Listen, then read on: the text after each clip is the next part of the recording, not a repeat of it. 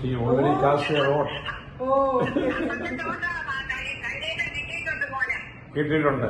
പിന്നെ ഇപ്പം ഇനി ഡൽഹി വല്ലതും പോകുന്നുണ്ടോ? ഓക്കെ. അതെ അതെ.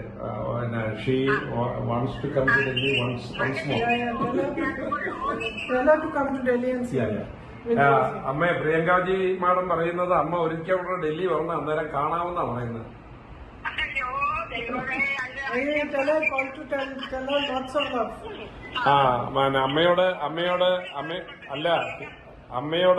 അമ്മയോട് പ്രിയങ്കാജിക്കുള്ള സ്നേഹം ഭയങ്കര അഫെക്ഷൻ എന്ന സ്നേഹം അറിയിക്കാൻ പറഞ്ഞു.